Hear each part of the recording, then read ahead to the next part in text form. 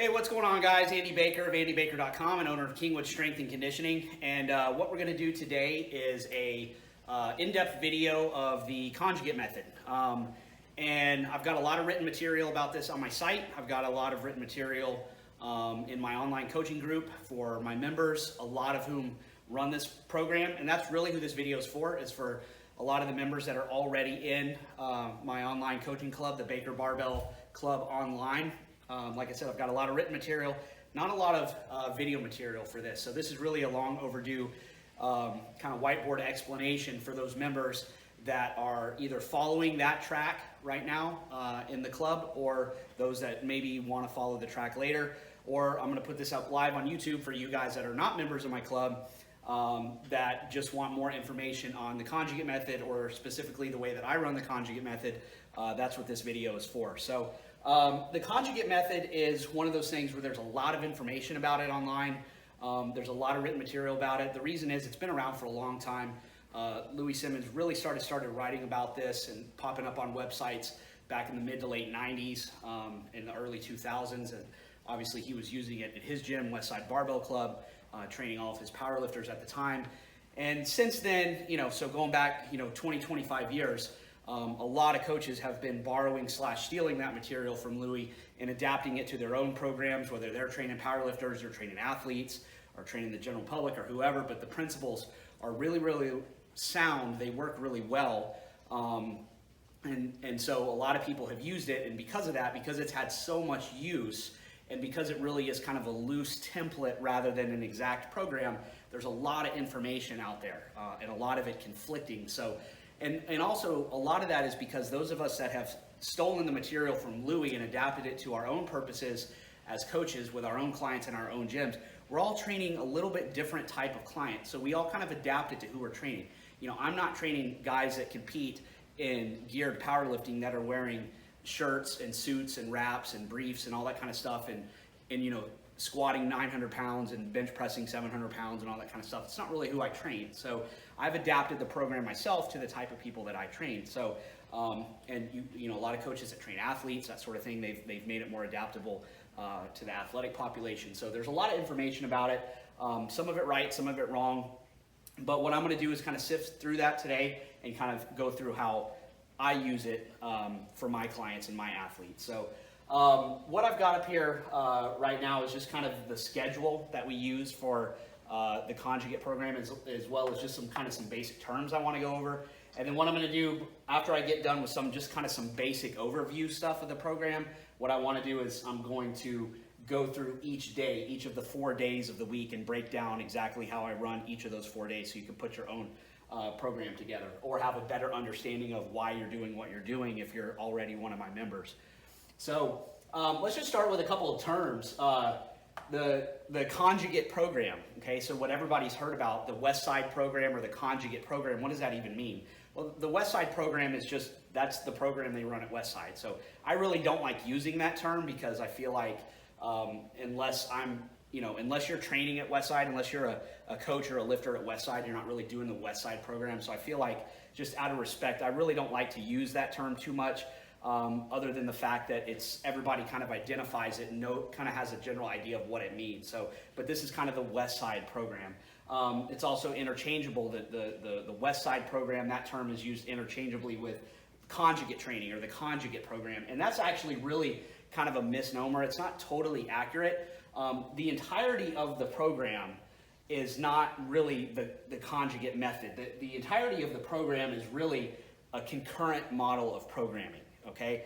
The conjugate method, which I'm going to go over in a minute, the conjugate method is really just one element of the entire program. So, but again, it's one of those things where when you just kind of use the term because it's become kind of tradition, it's become convention just to say the conjugate method, even if it's not entirely accurate. So just kind of go with the flow there. But typically, or more specifically and more accurately, this model of programming is a concurrent model of programming. What is a concurrent model of programming, and why is it even important to understand that? A concurrent model of programming basically just means you're taking all of the physical attributes that you're trying to train for that specific athlete, and basically putting all of those attributes into 1 week, or one, you could call it a mesocycle or microcycle, whatever, however you like to use those terms, but we're just gonna call it a week here. You're taking all of the physical qualities that we want to train for our lifters and our athletes, and you're addressing all of those things all within a week, okay? As opposed to, so what's another method of doing that? Another method of doing that would be more of a traditional style of periodization, or like block periodization, where you're taking these different individual qualities that you want to train, so, or these adaptations that you want to train. So we could say something, you know, very specifically like hypertrophy, you know, maximum strength, explosive power, and arrange those into 3 different blocks that we would train, okay, at different times. So we might do 4 to 6 week block of hypertrophy specific training, and then do another like 2 to 4 week block of more just traditional strength oriented programming, and then do a block of more like conversion to power training. That's a lot of athletic models follow that. They would do like a hypertrophy block, a strength block, and then like a power block type thing.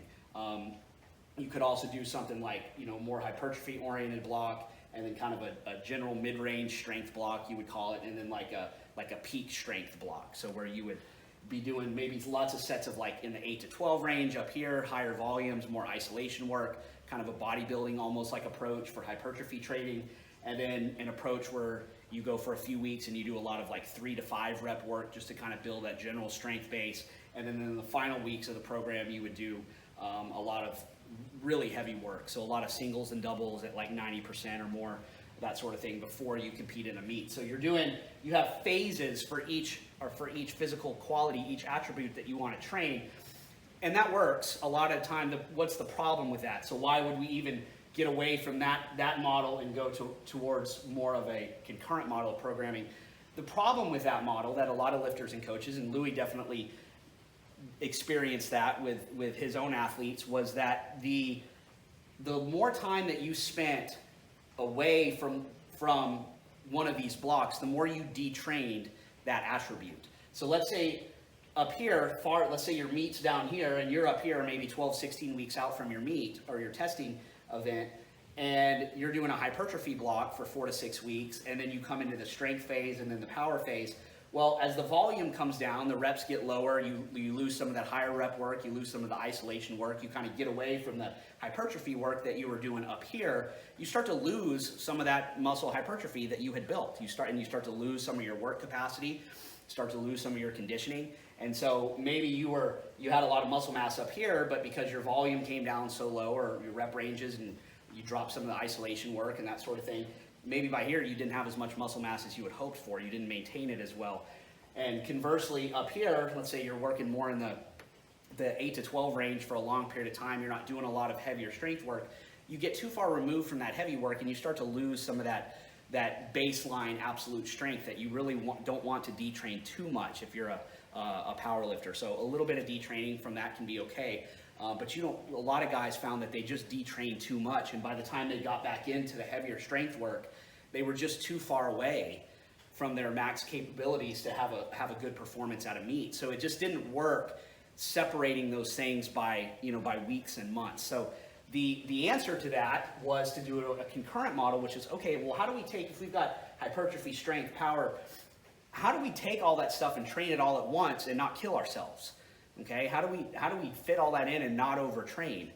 Because if you just try to take all that stuff and cram it all into 1 week without any real modifications, you can potentially run into some problems with overtraining. It's just too much work to be able to fit all in 1 week. So Louis' system is really, really, really genius in that it allows you to address all of those things, but you have to do it in a very specific way, or you will wind up overtraining. So that's the concurrent model, kind of in a nutshell. The conjugate method is what we apply. That's typically, when we talk about the conjugate method, that's really what we are applying to the max effort movements. So what we have is twice a week, and I wrote out 2 different schedules here. This is the way that I do it in the club. I train my lifters Monday, Tuesday, and then Thursday, Friday. We take off Saturday, Sunday, and Wednesday. You don't have to do that. That's just the way a lot of my members prefer to train, so that's the way I wrote it up. The West Side schedule, and the way a lot of lifters like to do it, is they train Monday, Wednesday, Friday, and then either Saturday or Sunday. It's the exact same program, so it's really just based on preference, however you want to arrange it. But twice a week we have a max effort day, okay? So we have a max effort bench press day, and we have a max effort squat and deadlift day. That's what this means. ME is max effort, DE is dynamic effort. On the max effort day for both the bench and the squat and deadlift, what that max effort means exactly that. You're gonna work up to a 1 rep max in that lift, okay? However, you're not gonna do, if you worked up to a 1 rep max in the bench press every single week, it's very likely that you would overtrain that lift and even start to regress. In fact, you almost definitely would start to regress after a couple weeks of trying to do that. You just can't take the same lift and go up to a 1 rep max in it every single week. So what we do on the max effort day is we rotate a lift that's a variation of the main lift. So on the max effort bench press day, we're gonna do a variation of the bench press, okay? It could be a close grip bench press, a floor press.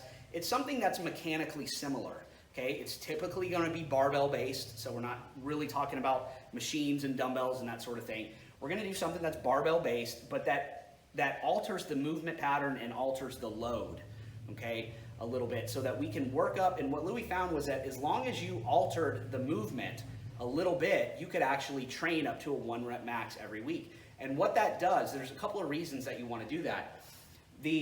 Working up to a 1 rep max like that every week, people say, well, that's not very specific to powerlifting, because you're doing a close grip bench on one day and a floor press the next day and a bench with bands and then an incline press and an overhead press. The specificity comes from the strain, not exactly from the movement. Okay, so we're not getting too far away from the bench press, but we are definitely altering the movement pattern a little bit. But the specificity on max effort day comes from the strain. So when you go to a meet, you do a max single at your meet, a 3rd attempt bench, it's gonna be a heavy, straining, slow grind of a push, okay? And you have to learn how to do that. You have to get good at straining. You not only need to condition your body to do that, but you need to condition your mind to do that. And Louis' argument would be that you need to be ready to do that often. So if you're training in like a block style where you're 8 to 12, you're specifically working in the 8 to 12 range for a long period of time without any heavy work, you're gonna detrain that ability to really grind through heavy singles like that, both mentally and physically. And so this keeps you kind of in that groove all the time where you're very, very conditioned mentally and physically. It just becomes a pattern that you fall into of maxing out often, but you're not overtraining because you're varying the loads all the time by nature of the lifts. Okay, now within my club, I do some very specific things to make sure that the lifts that we're doing each week, while they're maximum effort and while they're a 1 rep max, so they're very heavy for that lift, the absolute load is different. Okay, so if you do let's say a max effort day, let's say 1 week you just do your regular competition bench, let's just say that's 350 pounds. And then the next week you do a partial bench press, okay? So you do a bench off the pins, and maybe you do that for 375. And then the next week you do a close grip bench, so that's 325. And then the next week you do something entirely different, that, you know, maybe it's an incline press and you can only do 280 in that movement, so the weight comes down even further. So you're maxing out, but the load, you can see we go 350, 375, 325, 285, and maybe we've got a different movement in there that's at 340 or something like that. So the loads are moving around all the time, as opposed to maxing out on the same lift where every week you're going in there and trying to strain against 350, hoping that, you'll be able to get 355 the next week. Typically the body doesn't work that way. It just doesn't, you just can't progress that quickly at that super high end threshold there. So the idea on the max effort day is to go in and strain, but we want to do a really low volume because we're maxing out. You don't want to do a lot of reps like that. So typically we're going to look at maybe 3 reps at or above 90%. So that rotation of the lifts that we do, so choosing that different lift, mechanically similar but different than the competition movement every week, that's the conjugate method. That's basically what conjugate means, is different. So when we talk about the conjugate method, that's where it really applies, is to that max effort day, because we're constantly going to do different movements on that day so that we don't overtrain. So now some programs are a little bit different. Some programs do, I change it out every single week. Some guys will do 2 or 3 weeks of the same movement and then switch it out. If you're newer to this, that can work okay. I just like to have guys go all out every time that they go, and so the harder that you go, the more often you're going to have to switch your movements out. So, and again, it doesn't really matter. The lift that you choose doesn't matter that much in the conjugate method on the max effort day, because again, the specificity that we're looking for is the strain. We're training your ability to strain in mechanically similar movement patterns so that you're maintaining, your nervous system is maintaining that ability to operate against very, very heavy loads all the time. So on the bench press, you kind of have to game it a little bit. You kind of have to know, you have to look at all these variations and know which ones you're strong in and weaker in and that sort of thing, so that you can game it a little bit and move the loads around. At least that's what I do to keep lifters from overtraining. With the squat and the deadlift, it's actually a little bit easier to do that, because what I do is I don't do a max effort movement for both the squat and the deadlift every week. I alternate it every other week. Again, there's varying opinions on that. I do know other coaches that run this that do a max effort squat and then a max effort deadlift every week, okay? And again, that works for them. I just find that can be a little bit too much to recover from, to max out, because the squat and the deadlift are so similar. That can be a little bit much on the nervous system to do both of them every week. So what I do is 1 week I do a squat variation worked up to a 1 rep max, and then the next week I do a deadlift variation worked up to a 1 rep max, and we switch back and forth. And that does, just that by itself alters the movement pattern and the loading enough to where you don't stagnate nearly as much. So you might do week 1, you might do a competition squat worked up to a 1 rep max. The next week is a competition deadlift worked up to a 1 rep max, and then maybe the third week you do a paused box squat. The fourth week is a rack pull. You know, you can go on forever. So again, you change the movements in and out very often, all the time, in order so that you don't accommodate the different movements and burn out your nervous system by trying to do 1 rep maxes against the same movement pattern over and over and over again. So with the squat and the deadlift day, it's very easy. So that's the conjugate method, is switching out the exercises. So, and again, I think we'll go over some of these terms here. We've touched on quite a bit on max effort. What does max effort mean? Well, it means that.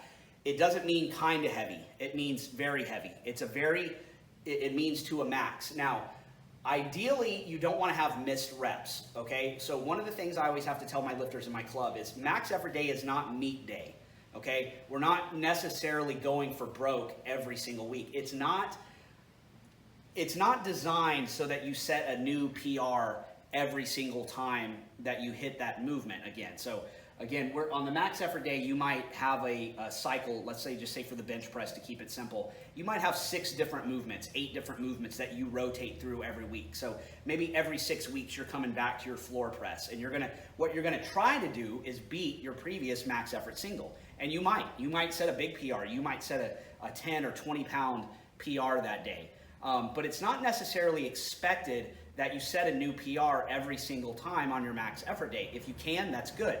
And if you're feeling good, you should try. You don't want to be afraid of touching new weights, but you don't want to have a lot of missed reps going for new attempts all the time, okay? So if you hit a small PR, let's say of 5 pounds, let's say your best floor press was 300, and you come that day and you hit 305, and 305 was a slow grind, but you got it, you're done. You don't need to go for 310 or 315, okay? You got your PR for the day, you need to shut it down. Again, with the max effort day, we want very high intensity, but we want lower volumes. We don't want to have a ton of singles over 90%. It's very hard to recover from, and we definitely don't want to have a bunch of missed weights, okay? So you don't want to go up to 315 and miss it, and then say, well, let me try 310, and go to 310 and then miss that too. Once you get into a workout where you're starting to miss a whole bunch of reps every time because you're trying so hard to get a new PR at every workout, especially on the lower body days, if you're doing that all the time, where you're missing weights and training all the time, you're going to overtrain on this system. Now you're going to have a missed rep here and there. It's just inevitable when you're trying for new PRs and you're working at this upper limit of your strength. You're going to have some missed reps here and there, but you don't want to make a habit of missing reps all the time. So you want to be careful on that.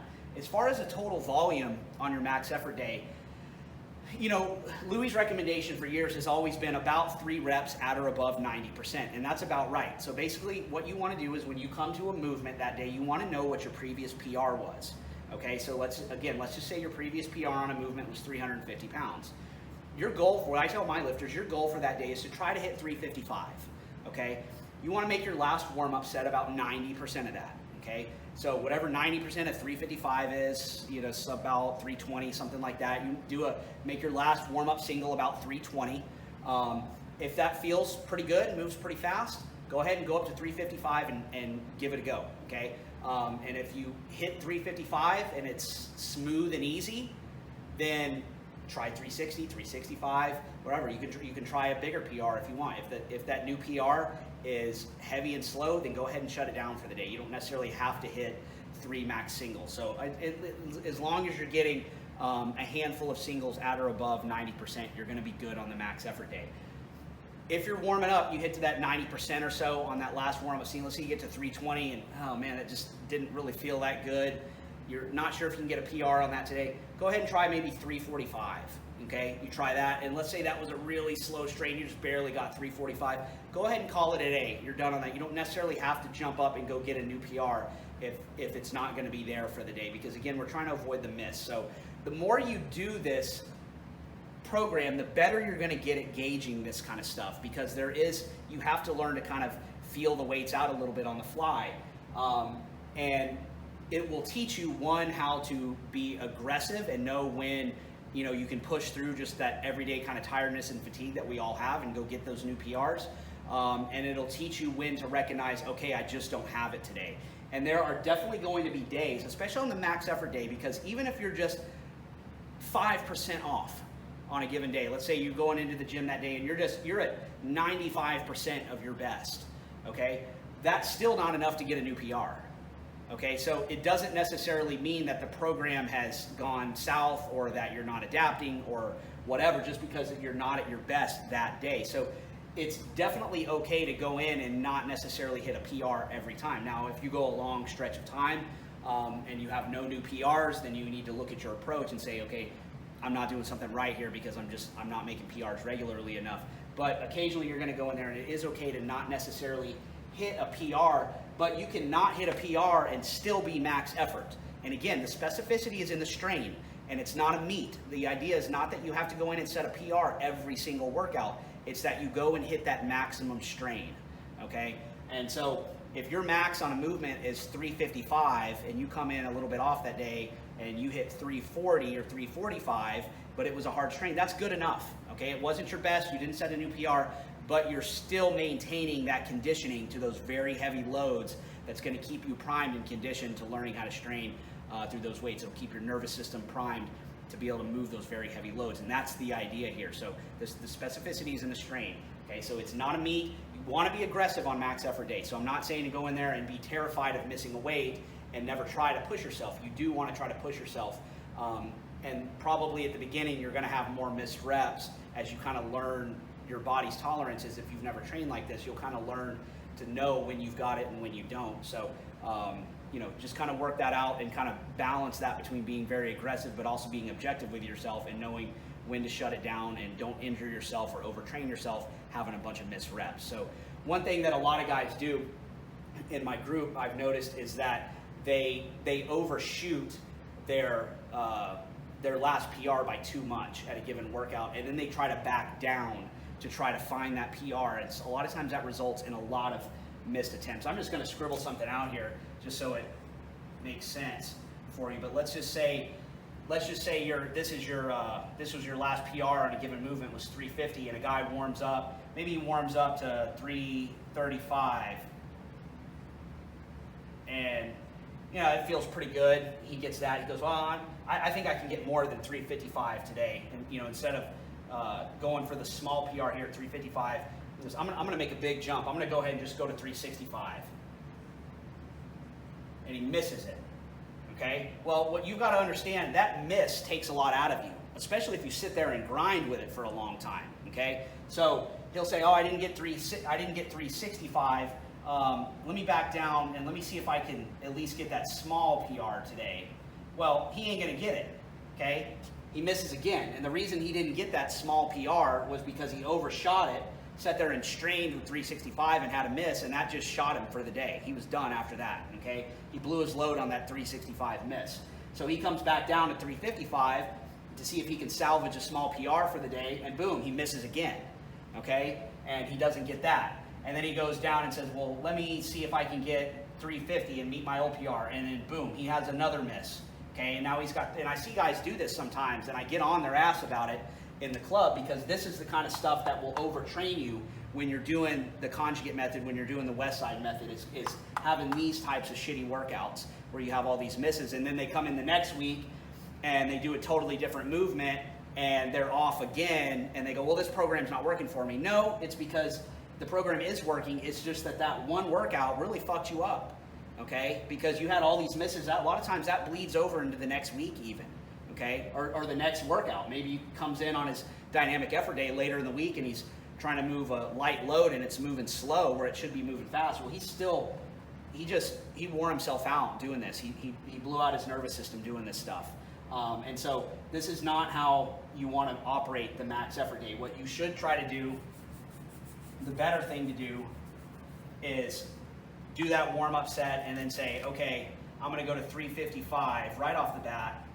I'm going to get my small PR if I can, and then if that's hard, then I'm done for the day. I'm going to be satisfied with that, okay? And if it feels easy, then maybe I'll go up and try another small PR, and that's it, okay? And then maybe he gets it, and maybe he doesn't, okay? But at least if he misses, that's only one miss as compared to 3 misses, and also he still salvaged a small PR out of there so he can leave the gym happy that at least he got a small PR even though he didn't make the big one, and he kept his number of misses down. So this is definitely something to think of when you're doing this, is really, really, really pay attention to that. And if you're doing that, the bench is a little bit more forgivable. The squat and the deadlift are not really forgivable in that. So if you're that type of workout that I illustrated where the guy is overshooting his PR, trying to be super aggressive, has a miss, tries to back up, has another miss, that sort of thing. If you're doing that on your squat and your deadlift, you're not going to make it 6 weeks into the program, okay? You're going to totally burn yourself out. You'll probably wind up injured, but you're definitely not going to wind up with a lot of PRs. So be conservative with that, and don't go crazy. So that's kind of max effort in a nutshell there of how that's supposed to look. And again, the conjugate method is really applied to the max effort day, okay? Dynamic effort, what does that mean? Well, we talked about the max effort day. We're going to go very, very heavy, and we're going to go very, very low volume. So it's maybe only 1, 2, or 3 singles at most that day over and above 90%. So not a lot of volume, very specific to powerlifting in that we're straining against that heavy load, but there's a couple of problems with that. The weights move very, very slow.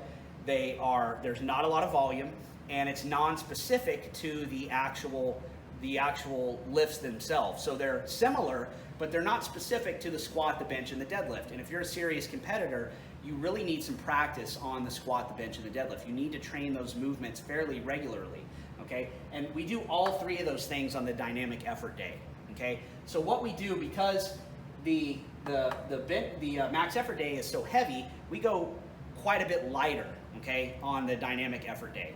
All right, so we're going to operate, the percentages vary, but we're going to operate down mostly in like the 60 to 70% range. I have my lifters occasionally go up into the 75, 80% range, but generally somewhere between like 60 and 80% if you're using straight weights. If you get into bands and chains and all that kind of stuff, the weight on the bar is going to go down even further. Okay, you might be down into like even 30 to 50% of bar weight of your 1 rep max, but you'll make up for that by adding bands and chains. Okay, so the point is that the load should be light enough to where the bar speed is high, and that you can do a lot of volume without burning yourself out. So the idea here on the dynamic effort day is bar speed, is volume, and technique. Those are the big 3 on dynamic effort day. Okay, speed, volume, and technique. Okay, so let's talk about all 3 of these things a little bit on the dynamic effort day. Why is bar speed important? Bar speed, a lot of people, and I was in this camp too many, many years ago, where I thought in terms of, well, if you move a weight fast, if you do the dynamic effort method, where you're taking a sub-maximal weight, let's say 60% of 1 RM, and you squat it really fast, okay, and you really make the plates rattle at the top, or you do a power clean or a snatch or any kind of fast lift, that it would make you more explosive. And my observation has been that you cannot make people more explosive. They either are explosive or they're not. And so we're not, the idea here is not trying to make a lifter more explosive. The idea here with the speed work is to express your strength with a submaximal weight. And really what the effort is there is to try to recruit more muscle fibers, more motor units into these movements with a light weight, okay? So when we are training max effort lifts, when we're doing those loads that are 90%, 95, 100% of 1RM, we're at full motor unit recruitment. We're taking all of those muscle fibers that we want, especially the ones that we really want for powerlifting and for sports, those big type 2 fast twitch, big fibers. We're recruiting all of those into the movement. So we're training those fibers. That's what we want to do, okay? With a light weight, move slowly, say 60% for a set of 2 or 3 reps, just move easily, okay? We're not really recruiting those big muscle fibers, okay? So we're not training and conditioning those big muscle fibers to fatigue them and to train them to express strength. But when we move a weight fast, we are, okay? So when we take out, there's really 3 ways to recruit all those available motor units and all those muscle fibers into a movement. Very, very heavy weight, light weights moved fast, and also light weights taken to failure. Okay, so in this concurrent model, we're going to do all 3 of those things. We're going to attack those motor units and those muscle fibers from 3 different angles, okay, to ensure that they're getting the maximum amount of stimulus. All right, and so that's what we're doing on the dynamic effort day.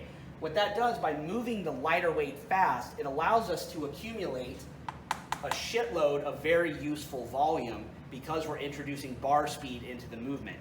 If we did 60% for 10 sets of 2, or for 12 sets of 2, or 5 sets of 5, and we just kind of ho-hum move the weight however we want in a way that's comfortable, we're probably not getting very much stimulus with that weight. But when we take that weight and we move it fast, now we are. We're recruiting, and so what we're doing is we're getting a lot of motor unit recruitment, a lot of fiber recruitment into this very high volume of weight without being as fatiguing.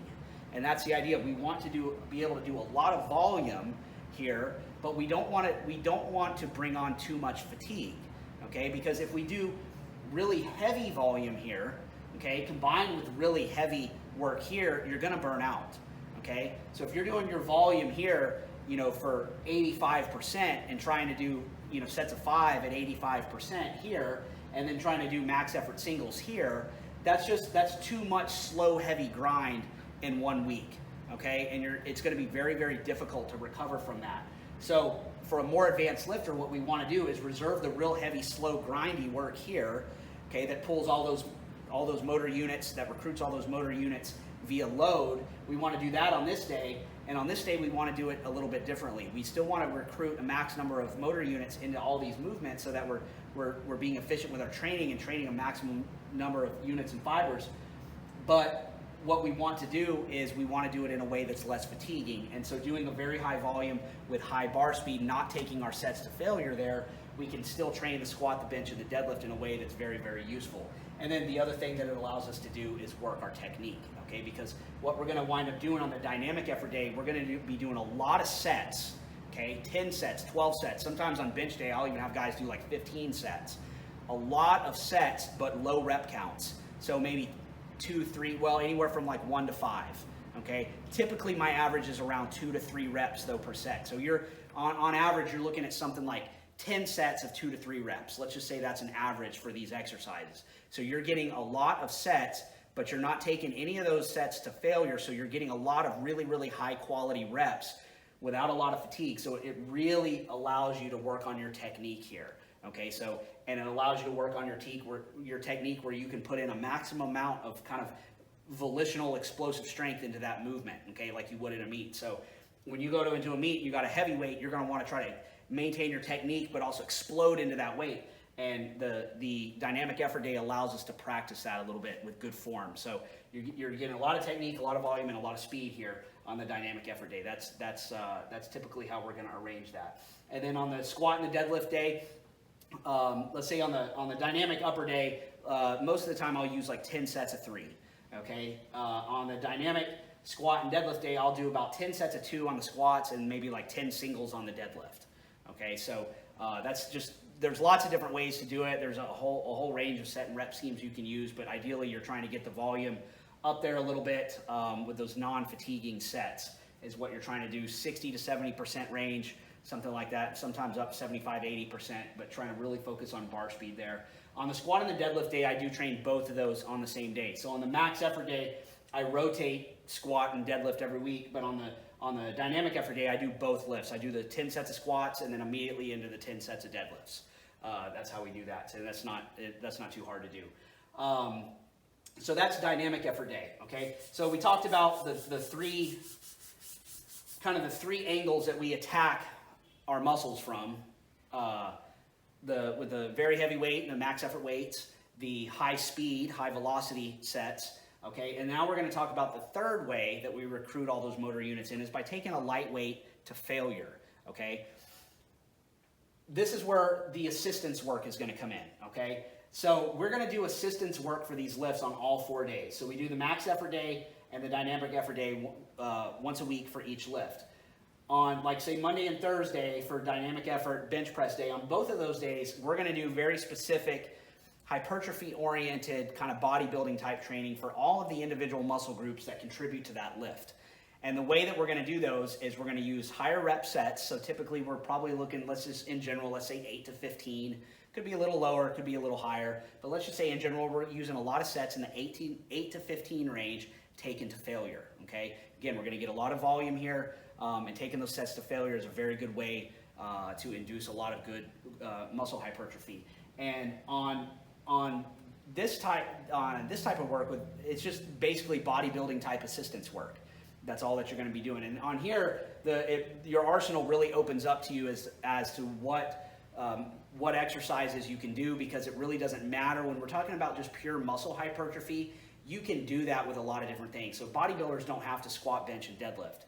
They don't even have to use majority free weights. They can use a lot of machines, because when you're taking a lot of higher rep sets to failure, the muscle will respond and grow regardless of the stimulus used. So regardless of whether you're using dumbbells, barbells, plate-loaded machines, selectorized machines, cables, bands, whatever, when you take a bunch of higher rep sets to failure, you're going to grow the muscle, provided that you're being progressive with those movements. In other words, you're loading those movements heavier and heavier and setting new PRs on those movements over time. Okay, so when you talk about training your triceps, for instance, there's 20 different extension-based tricep movements you could choose from. It doesn't really matter.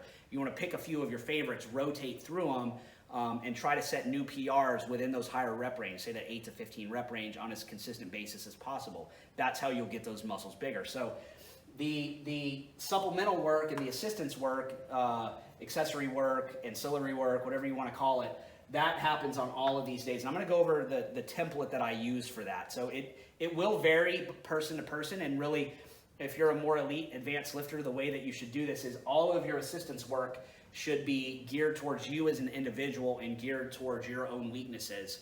But still, I think most people do better having a template that they can plug different exercises into in terms of what body parts they want to prioritize, and you can take the exercises that you like best based on your own preference or your own equipment situation, and kind of plug and play them into that template. And that'll keep you more organized and give you kind of a framework to organize your workouts and organize your week. But the idea here with the assistance and the supplemental work is that those movements really do need to be taken to failure.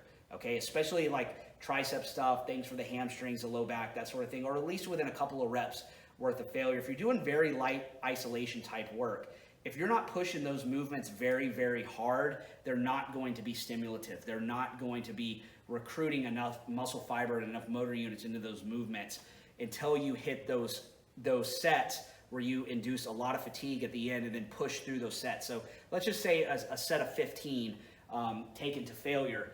You could argue that the first 10, 11 reps there are really not all that stimulative. The first 10 or 11 reps there really don't do anything except for set up the last 3 or 4, okay? So if you stop when it just starts, so on it, let's say a set of 15 tricep extension, that's probably gonna start to get hard around the 11th or 12th rep. If you stop right when it gets hard, you just missed out on your only opportunity to grow from that movement. Okay, that's very, very important. You've got to hit those movements and you've got to work through kind of that pain threshold at that top end range to where you can get into those really, really, really hard reps and push to failure on those types of movements, okay? So if you give somebody a pair of dumbbells on a flat dumbbell bench press and you tell them to rep out to failure, and they say, well, how many should I do? And the answer is till you can't do another one, okay? Till your muscles stop and you can't do another one. It's okay to do that.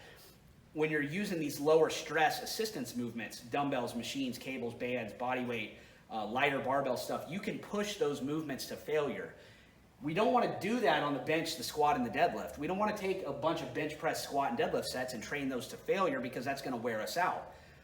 On the assistance type work, we can take those to failure all the time, and it doesn't matter because if we burn out on a movement, we just switch it out with something else. Because again, when you're talking about hypertrophy, the movement itself doesn't really matter, okay? So if we're doing a rolling dumbbell extension for our triceps, and we make PRs on those, training that movement to failure in the 10 to 15 range, we train that movement to failure for 3 or 4 weeks, and then all of a sudden we have 1 or 2 workouts where we don't make progress on that movement, we don't increase in reps, we don't increase in load on that movement or even start to regress.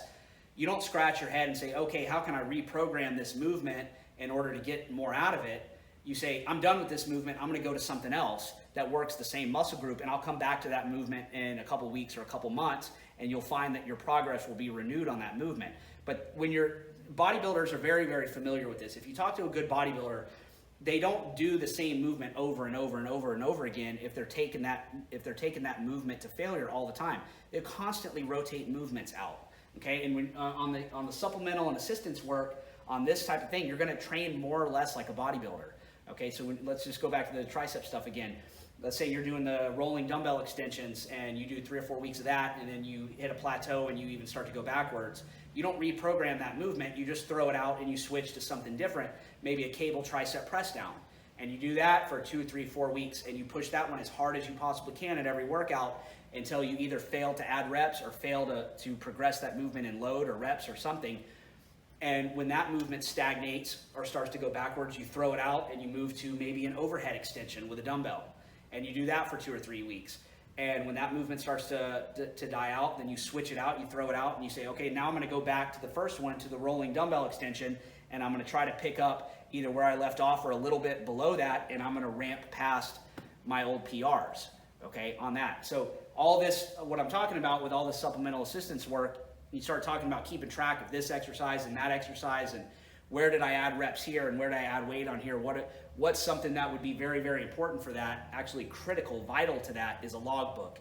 You have to keep accurate records, not just of your max effort movements, okay, and not just of your speed sets and that sort of thing, but you've got to keep track of your supplemental movements as well. You've got to be able to refer back to a dumbbell tricep extension that you did a month ago. When you pick it back up again in your rotation, you've got to know, okay, I left off with 15 reps on the 30s. So my goal for this little cycle is I've got to beat 15 reps with the 30s. I've either got to do 15 reps with the 35s, or I've got to take the 30s for 16 to 20 reps or something. You've got to push new PRs on those little smaller movements. It's not enough. I get on my guys all the time on this. It's not enough to just punch the clock on these types of exercises. You have to train your assistance work hard. You've got to take it to failure, and you've got to look for progress and progression on those movements. You can't just go in and ho-hum do some tricep work and think that it's going to carry over to your bench press. It's not, unless you're making progress on that. It's very, very hard to make muscles grow, okay? Especially if you've been training for a long time. The only way that you're going to make those muscles grow and get stronger and therefore contribute to your main lifts is by pushing them really, really hard and pushing them to failure and pushing them to new PRs and progress over time, okay? So anyway, that's all I'm gonna say about that, just kind of some conceptual stuff on the assistance type work. This will make a little bit more sense when we get into the specific template of what exercises you're gonna do and that sort of thing. But this is a basic overview, so let me find my eraser. And we're going to go into the specific workouts now and kind of talk through that. So there's lots of different ways to organize an individual workout. So by no means am I suggesting that this is the only way or even that this is the best way. This is just my way, and I'm going to kind of go into why I do it the way that I do it. Okay, so on your max effort bench day, what I do is we do the max effort bench variant for a 1 rep max, and then I often will have guys do back offs.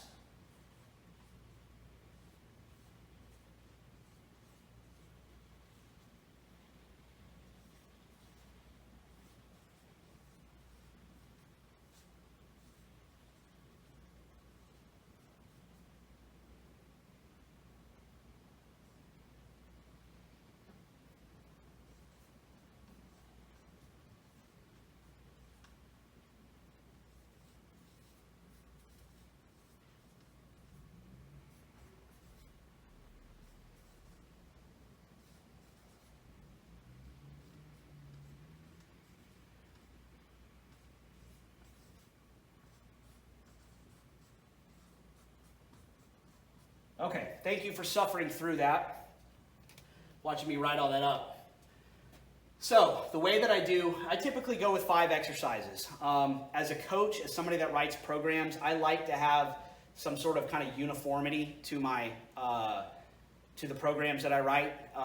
One of the things I find with 5 exercises, why 5? I just found over time that 5 movements pushed me a little harder in terms of making my lifters do a little bit more volume than maybe that they wanted to do, but not so much where they overtrain. I found 5 was a good number to kind of push people just a little bit beyond maybe what they wanted to do, so that by the time they're at the end, they're kind of tired, but they're not exhausted.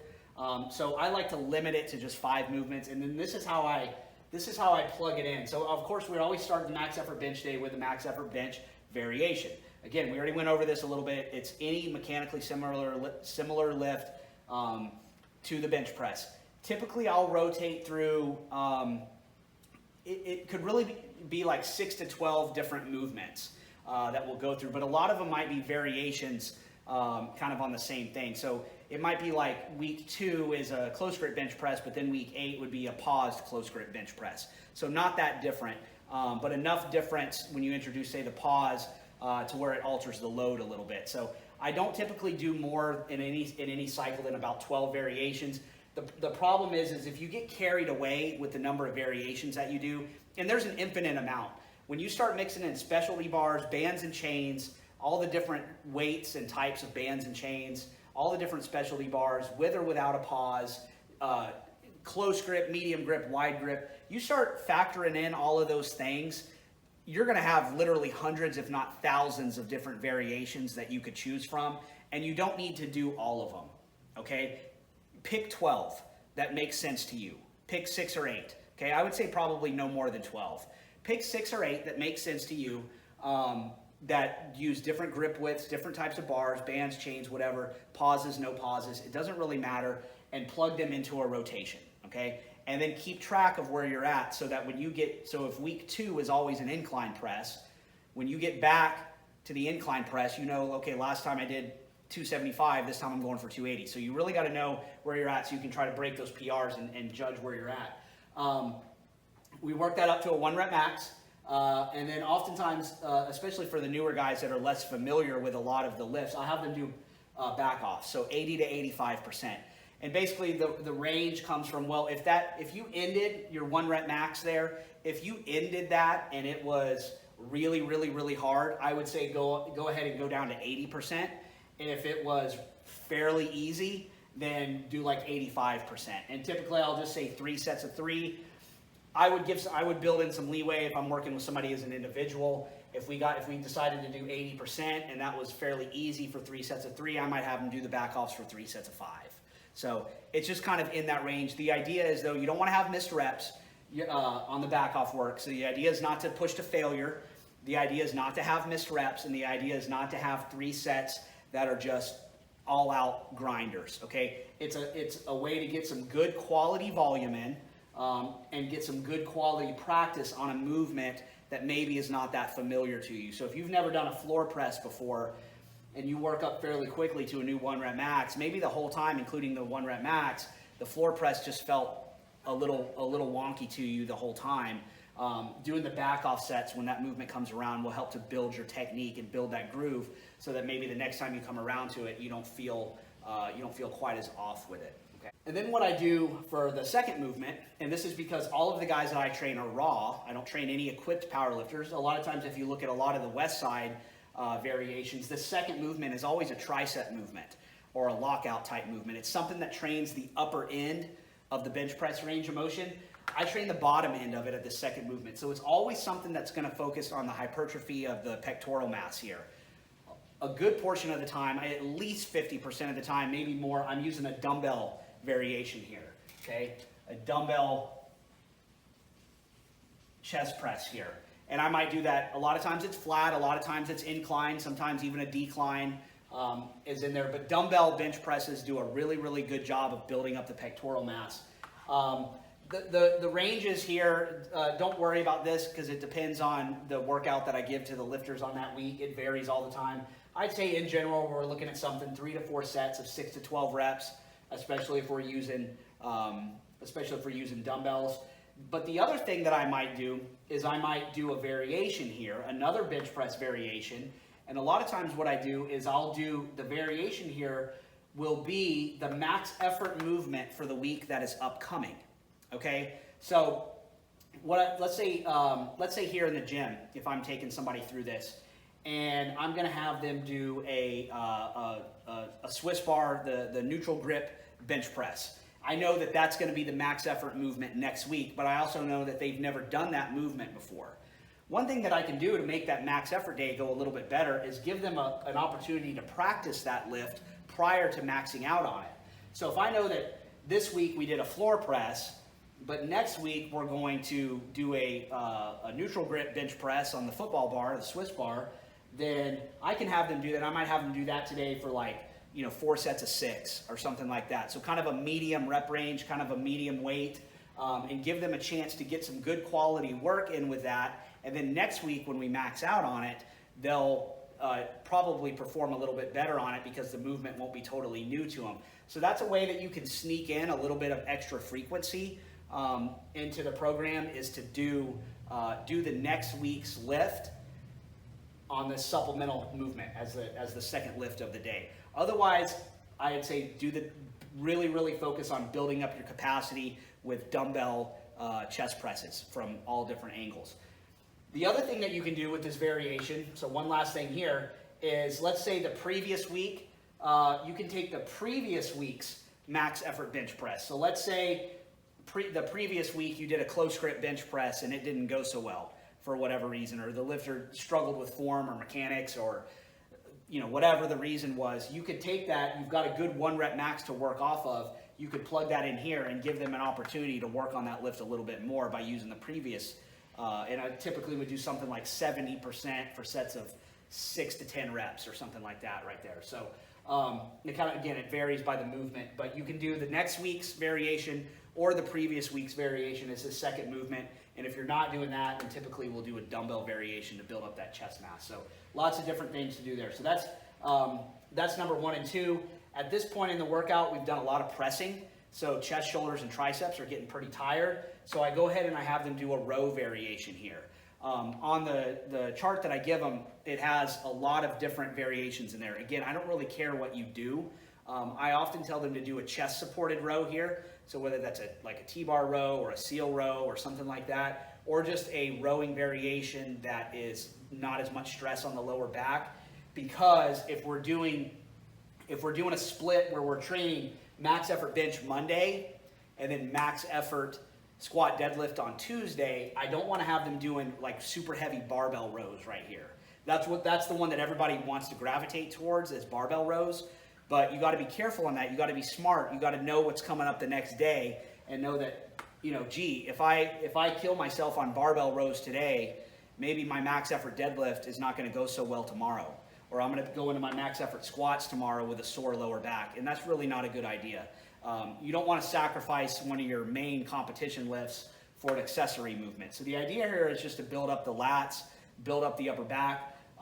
I use a row variation because it's a little bit more specific to the bench and the way that you can build up that back thickness for laying on the bench. So any kind of chest supported row is good, or even like a seated cable row, a single arm dumbbell row, any type of machine row is fine. Any type of row where you're not going to stress the low back.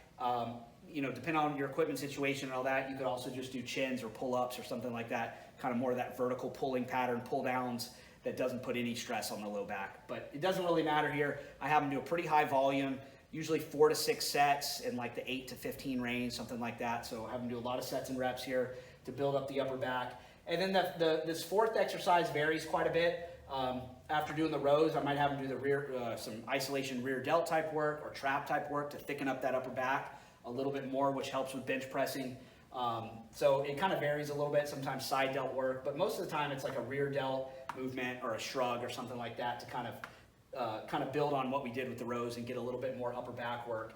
And the reason I put these two here is it allows the triceps to get a little bit of rest. Remember we were saying the max effort bench and the chest presses, you're wearing out your chest, shoulders, and triceps. And so then we give those muscles, specifically the triceps, a bit of a rest while we do rows, rear delts, that sort of thing. Maybe this portion of the workout takes 20, 30 minutes to get through. So the triceps are a little bit more fresh now when you come back to them. And again, for bench pressing, tricep strength is very important. So if we can roll into our tricep extension movements just a little bit fresher and handle a little bit heavier weight or get more reps with a heavier weight because they're a little bit more fresh, then I like to do that. So I finish them off with a tricep extension here. I do it from all different angles. So one week might be a lying tricep extension with an easy curl bar. The next week is an overhead extension or French press with dumbbells or an easy curl bar. The next week is a cable press down. Then we might go back to a lying tricep extension, but we'll use dumbbells. So I vary it up all the time. One, just so we can keep progression going. I find that progression is better the more of a rotation that you have. If you try to do the lying tricep extension every single week for 12 weeks, it's going to be very difficult to linearly progress that. Okay, so change the movement pattern up a little bit and do different movements here, and you'll stay fresher. You'll actually probably set PRs a little bit more often if you do the movement a little bit less often, if that makes sense. The other thing that it does with tricep work is it preserves your elbows, especially you guys that are getting a little bit older. You're a little bit like me, a little closer to 40 than 30.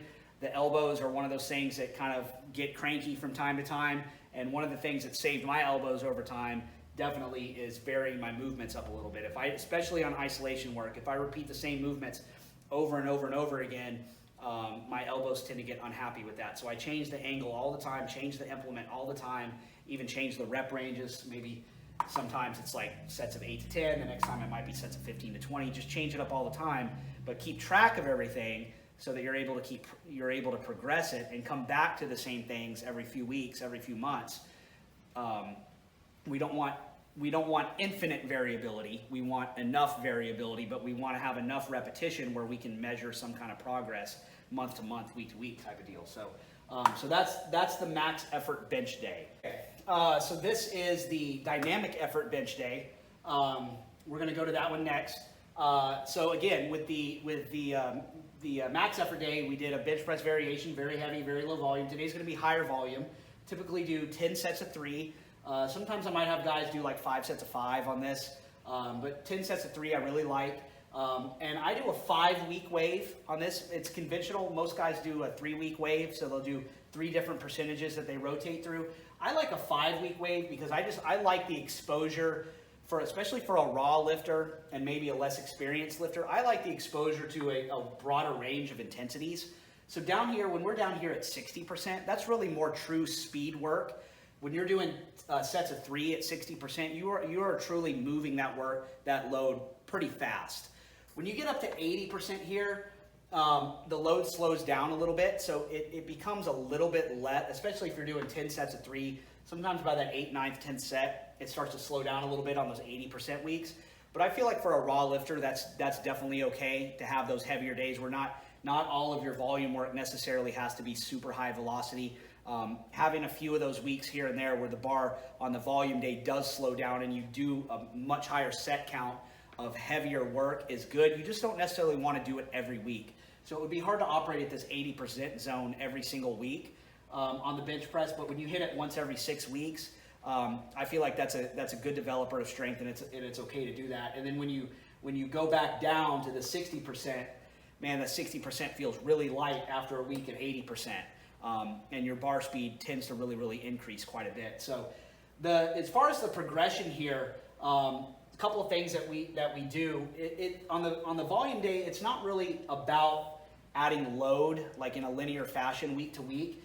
You do want to add load over time, but that's not necessarily important. You can run through these percentages a couple of times using the same weight. So you could use, let's say if your max was 350, you could use 60%, 65, 70, and so on of 350 for 2 or 3 cycles in a row, and you might use some more subjective measure like bar speed as the thing that you were progressing, as opposed to just adding weight to it. Typically what I do is, about every 12th week or 16th week, I'll have my lifters test a new 1 rep max on the bench press. And if it goes up, they're not always expected to get a new PR, but I find that once every 12 to 16 weeks, it's okay to go out and take out a max effort single on the bench and see where you're at.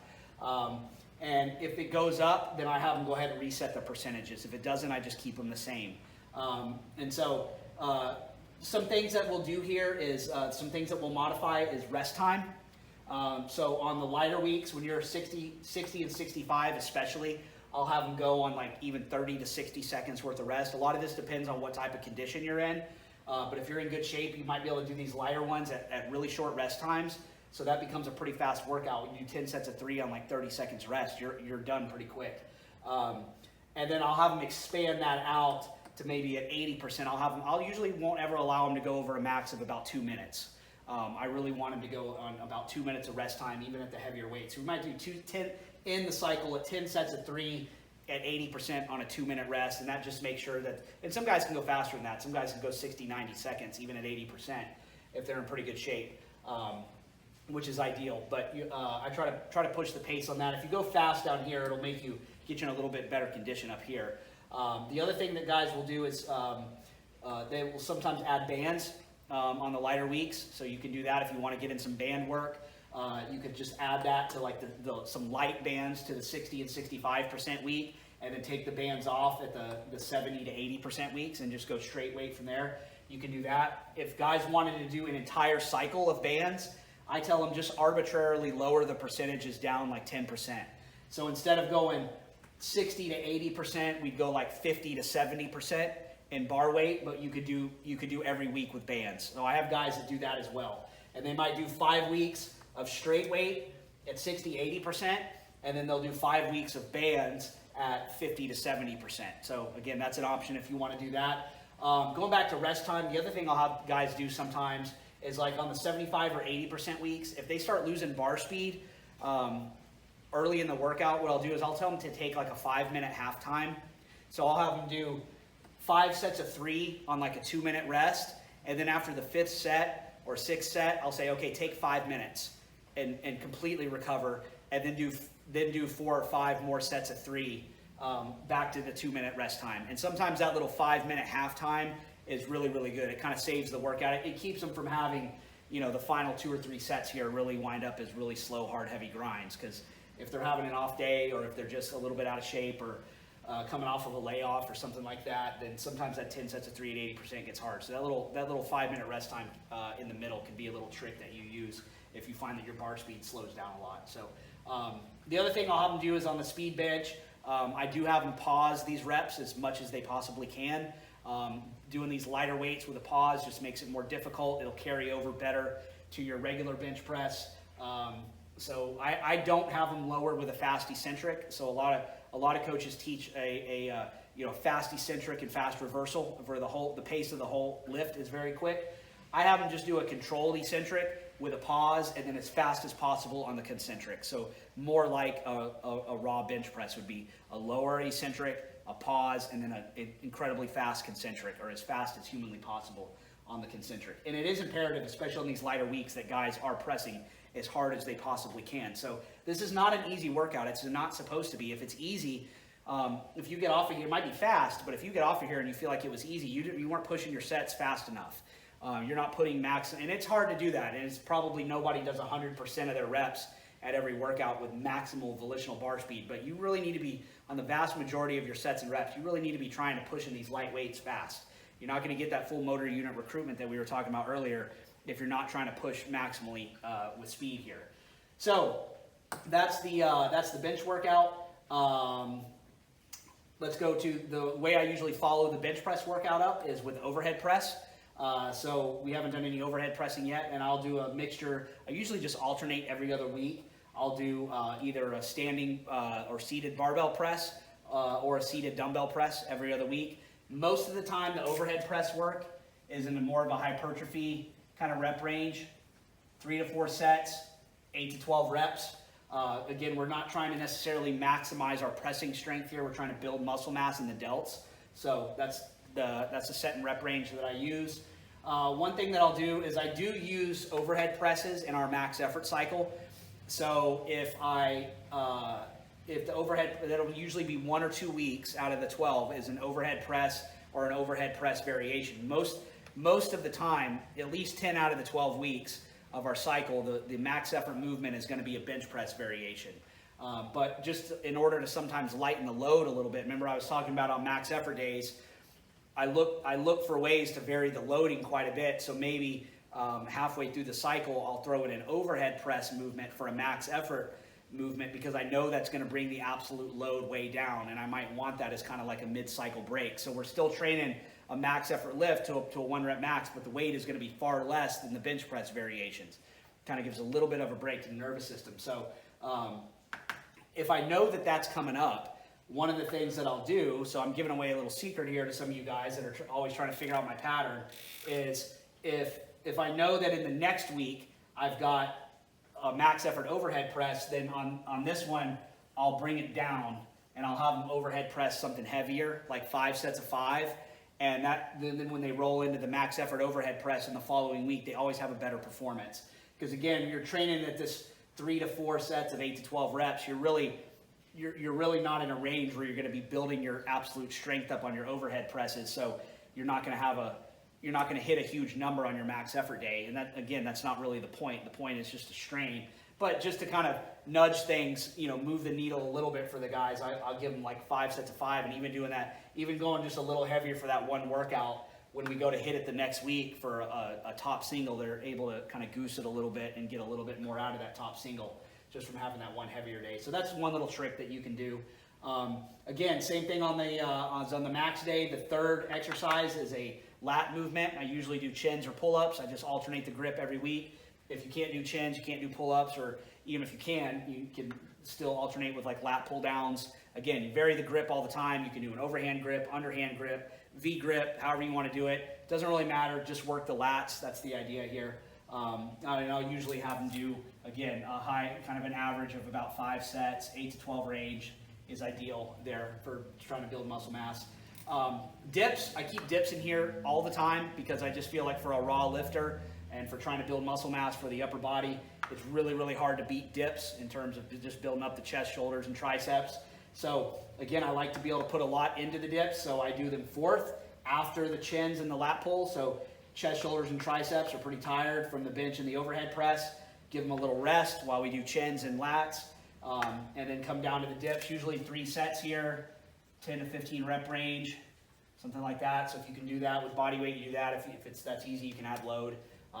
What I'll do is for the guys that can't do a lot of dips, so I may have some heavier guys in there, or just some guys that aren't as strong, maybe they can only do like 5 dips or something like that. I'll just have them go for a rep total. I'll tell them, all right, I want you to get 30 dips, and you just break them up into however many sets it takes. So, you might get to 30 in little chunks of, 5 to 7 reps or something like that if you can't get a lot, and that keeps your volume up to eventually where you can work in a little bit higher rep range. If you can't do dips at all, either they give you shoulder pain or you're just not strong enough to do them at all, then I'll have guys just do push-ups here, max rep push-ups, 3 sets of max reps, 20, 25 reps. That's a good stimulus there as well. And then this movement varies a little bit. I'd say probably 2/3 or 3/4 of the time we're doing a bicep movement here.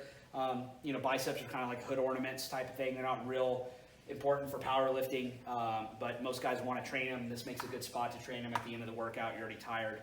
Sometimes here I'll have guys do, instead of the bicep, if we didn't do, say, rear delts or shrugs or something on the max effort day, then I might have them do rear delts or shrugs or something right here. It usually is some kind of pulling movement though. It's usually something related to back, lats, traps, rear delts, biceps, something like that usually goes in that spot right there. But most of the time it's a bicep movement. So that's the dynamic effort bench day. Okay, so this is the max effort squat deadlift day. This is the way that I run it in my online coaching club. Again, it's definitely not the only way to run it. There's a million different ways you can arrange this that makes sense. But this is the way that I do it, and I'll kind of give my explanation why. So just like on the max effort bench press day, there's two different ways that I do this. This is the first way that I do it, and that's starting out with a max effort squat. Again, I rotate every other week with a squat and a deadlift variation as the first set. So, or as the first exercise. So on this particular week, we're going to start with a max effort squat variation. I do it the same way. I have the guys work up to a 1 rep max, and then I have them back off usually after that with about 3 sets of 3 at about 80 to 85%. And again, that 80 to 85% just kind of depends on the movement itself. It depends on the difficulty of that last repetition. And so if there's an exercise that's really, really, really hard, and you end that like a pin squat or something like that, and you end with your last single as a really, really, really hard grind, you might even lower this even further. You might lower the percentage a little bit even further. It's okay to do that. Or you might even lower the volume a little bit even more and just do like 1 back off triple or 1 back off set of 5 at 70% or something like that and call it a day. So you don't necessarily, there's nothing magical about this. It just is a good middle ground. It tends to work well with giving guys enough of a little bit of volume on that movement there without overdoing it. But definitely with squat and deadlift variations, the lifts themselves can change the prescription here of how much volume you do or what the intensity level is at. So you don't, I will often do that work for them, for my members when I give it to them, because I kind of know like, okay, this is going to be a little bit much for this exercise or maybe not enough for this one. But for you guys that are just watching this video, I'm just using 3 sets of 3 there at about 80% as kind of a rough ballpark, but you give yourself the freedom to change that. That's not an absolute for every single squat variation because they can be very different. A max effort, I'm trying to think of the hardest thing I could do, like a pin squat with bands, if you really wanted to torture yourself. A banded pin squat is a lot harder than a front squat, or at least it would be to me. So I might do quite a bit more volume at a much higher intensity for my back off work after I front squat than I would on, say, a banded pin squat. I definitely wouldn't be doing 3 sets of 3 at 85% on back off of a banded pin squat. I'd probably bring that down a little bit. So it does change a little bit based on the movement. So that's that. Again, we apply the conjugate method here, different squat variation every other week. Typically, the max effort squats are going to be something like your competition squat with a long pause, a paused box squat, a paused pin squat, squats with bands, front squats, and then you get into all the different bar variations, and those are really, really useful if you have access to them. A safety squat bar, and then you get into doing a safety squat with bands, a safety squat to a box, safety squat to a box with bands, cambered bar squats, buffalo bar squats. There's all these different variations. Again, just like the bench press, if you put them all in a box and mixed them all together, you could come out with hundreds or thousands of different variations. Again, you don't need all of those necessarily, especially if this is new to you. Probably 4 to 6 different squat variations to work through is going to be plenty. And then you're going to combine that with 4 to 6 deadlift variations that you're going to work through on opposite weeks. So you're going to be doing a max effort squat every other week, okay, which works out really well. So on the max effort squat weeks, I will do a supplemental deadlift movement, okay? And the volume for that it varies. Again, just like with the squat, like the back off work here, so when you see this 3 sets of 5 here, that's not an absolute either. That is a ballpark. That's pretty close to the average of what I probably use on most weeks. But that can change a little bit based on the movement. But let's say on average, something like 3 sets of 5. It could be a little higher than that. It might be, 3 sets of 8 on a given movement, or it might be, 4 sets of 2. on a like say maybe a front squat or something like that, or it might just be a single set all out. Maybe I'd have them do rack pulls for one all out set as a supplemental deadlift movement. So it varies a little bit. So kind of tailor the volume prescription, but it's typically not high volume. It's typically, like, I consider a medium volume around 15-ish reps. So 3 sets of 5, 4 sets of 4, that's kind of my medium-ish volume. I typically wouldn't go much higher than that. I might go a little, again, this is a max effort squat day, so the volume is it's okay if the volume is low today because it's gonna be high later in the week. You know, you could also just do a single set of 5, you know, on a movement if you push it really hard and call it a day, that would be fine. So the supplemental deadlift movement, the way that I do this, I use some deadlift variations that often are not good max effort movements for deadlifts. Typically, those are going to be your Romanian deadlifts and your stiff leg deadlift. Both of those I find are really, really, really good movements that carry over quite a bit to deadlifts, but they're not really good movements for max effort work. So while I love stiff leg deadlifts and Romanian deadlifts, they're not movements that I typically like taking them to a 1 rep max on. And part of that is just the position of the hamstring being an extremely lengthened position, especially on the stiff leg where it starts off the floor in an extremely long position. I feel like it's at a little bit of some exposure to a little bit of risk in that position, to where going up incredibly heavy with all out 1 rep maxes maybe isn't the best idea, but they work really, really well in this mid-range, like kind of 5 to 8-ish rep range, as a way to build really, really good solid muscle mass for the deadlift and the squat as well. So it's a supplemental deadlifts right there. A lot of what we'll use here is Romanian deadlifts and stiff leg deadlifts. In the gym, I use a lot of good mornings. I don't use them as much with my online clients because I feel like I really want to know that that specific person knows how to do a good morning before I you know, just email it out to people that maybe I don't even know or see all the time, which is what a lot of my club members, you know, I'm not looking at their videos and stuff every week, and I'm not coaching them one-on-one, and so you know, I'm not always aware of who is receiving these emails with the workouts on them. So I want to give them things that I feel like are not going to be dangerous, and I feel like a really heavy good morning can potentially be dangerous. So just taking responsibility as a coach, I tend to limit those things to in the gym as far as when I prescribe them, because I'm there to coach people. However, if you know how to do good mornings and you want to do them, a good morning right here after the max effort squat is a really, I love it right there. I might even like it more than Romanian deadlifts and stiff leg deadlifts because it's not as fatiguing, but it really, really works the hamstrings and the low back well. So RDL, stiff legs, good mornings go really, really well right there. The other thing that I'll do is exactly what we talked about on the max effort bench press day. If I know that next week we're going to do a new variation of the deadlift for the max effort movement, let's say a snatch grip deadlift, and let's say I know there's some guys in the group this week that have just joined that have never done a snatch grip deadlift, then knowing that the snatch grip deadlift is coming up next week as the main movement, I might plug it in here today for 3 sets of 5. Now, they probably won't get a whole heck of a lot of weight on it. It's by default, they'll set it a PR because they've never done it, but just doing like a medium number of sets and reps at a moderately heavy weight for 3 sets of 5 on that movement that's coming up next week will give them some practice to kind of feel that movement out, so that when they max on it next week, they can do better. And that goes for the guys that are in the club regularly. There may be movements that come up that are kind of awkward, like a snatch grip deadlift or something like that they don't do that often. So giving them a little bit of practice here the week before they do it for a max can be a really, really good strategy. So I might do that. So, but any kind of deadlift variation, again, you know, not working up to 1 rep max, something like that 5 to 8 rep range is typically what I use right there.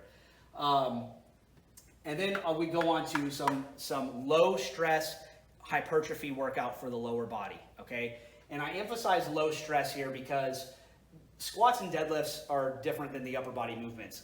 The compound multi-joint movements are very taxing on the body as a whole, and the lower body movements even more so. So when I do the assistance work for the lower body, I do a lot more isolation and kind of, like I said, low stress movement when I get into these higher rep ranges, just because I need guys to be able to recover.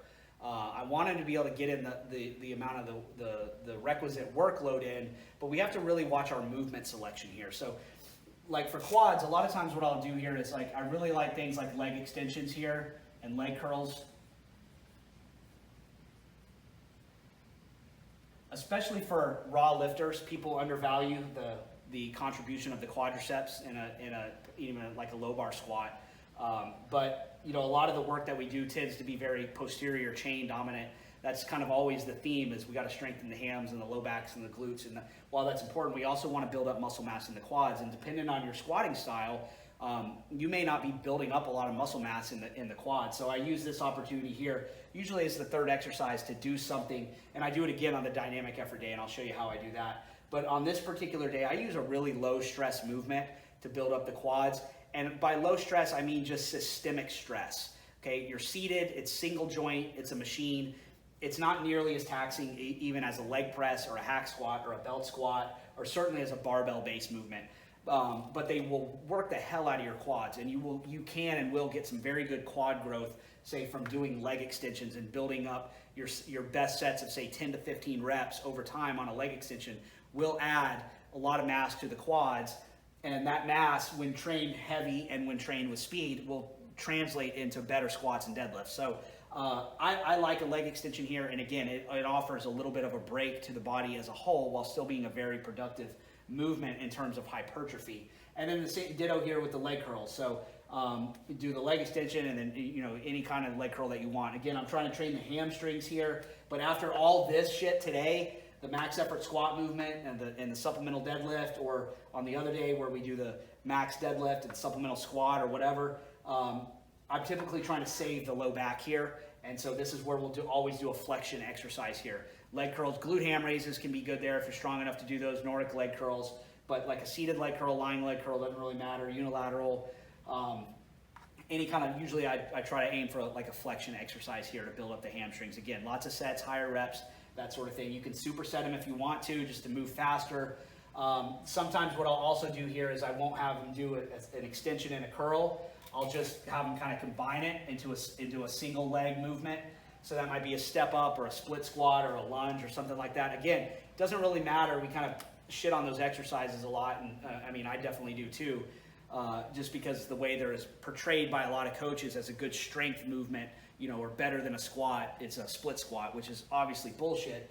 But in terms of hypertrophy, again, it doesn't really matter what you do. And if you can crank out a lot of reps on a split squat or a lunge or something like that, you can build decent muscle mass on these unilateral movements. They're not strength movements in the way that this is a strength movement, but they will build up muscle mass. And again, they lay off your lower back a little bit. You don't have a heavy bar on your back or in your hands. So systemically, they're lower stress, but they can do a good job of building hypertrophy. And they do a good job of working both the quads and the hams and glutes here. So sometimes I might have a guy just do a single leg movement and not do both of these. I might have him just do one. Or if he wants to, he might do the leg curl and the single leg and not do the extension. Kind of depends on the person. But the moral of the story here is just typically I like to do 3 sets, and we're anywhere in the 10 to 20 rep range here. Usually a lot of sets and reps there. Okay, and again, the idea is just pump a bunch of blood into these muscles.